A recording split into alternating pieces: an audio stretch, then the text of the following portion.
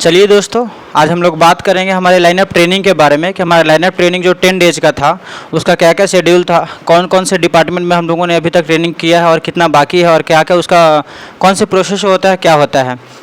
सबसे पहले हम लोगों का जो क्लासेस था, 2 मंथ का जो ट्रेनिंग था MD-JTA ट्रिची में, वो हमारा 22 सितंबर को ख़त्म हो गया था और 23 को हमें रिपोर्ट करना था यहाँ पे चेन्नई डिवीज़न में।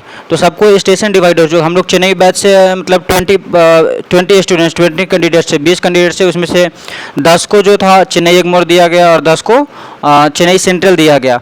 तो 10 में से आपका 5 सेक्शंस है। आपको 2 दिन रखेगा बुकिंग ऑफिस में, 2 दिन रिजर्वेशन ऑफिस में और 2 दिन पार्सल, 2 दिन गुड्स और 2 दिन टिकट चेकिंग के लिए। तो ये 5 सेक्शन है जहां आप लोग को काम करवाया जाएगा। मैं भी अभी तक कर रहा हूं।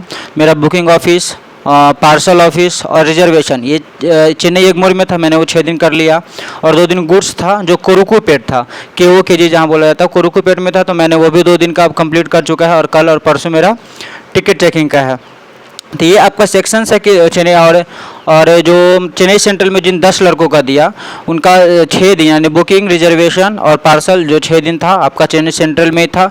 गुड्स उन लोग किसी का अराकोनम था, किसी का यानी गुड्स के लिए 20 बच्चों को, 20 स्टूडेंट्स को 4 पार्ट्स में डिवाइड कर दिया। 5 स्टूडेंट्स को अलग अलग जगहों पे दिया और बाकी 4 चीज़ों के लिए यानी बुकिंग, रिजर्वेशन, पार्सल और आपका टिकट चेकिंग, इसमें आपको 2 ही स्टेशन चेन्नई एगमोर और चेन्नई सेंट्रल दिया है। तो सब लोगों का कंप्लीट हो चुका है 8 डेज, बस 2 डेज बचा हुआ है टिकट चेकिंग, वो कल और परसों आपका होने वाला है।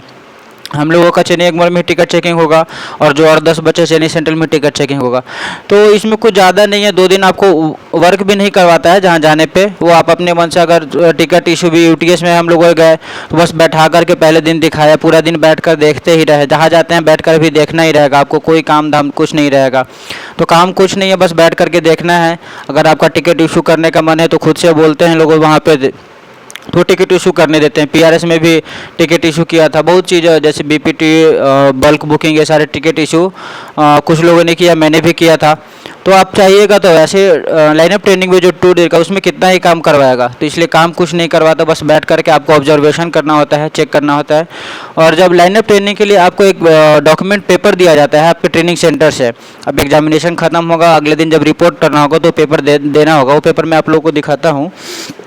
यही आप लोग का पेपर रहेगा, एक इस तरीके से पेपर दिया जाएगा लाइनअप ट्रेनिंग के लिए, एक जिसमें नाम रहेगा और आपका नाम, डेजिग्नेशन और डिवीज़न ये रहेगा और एक साइन करवाना होता है।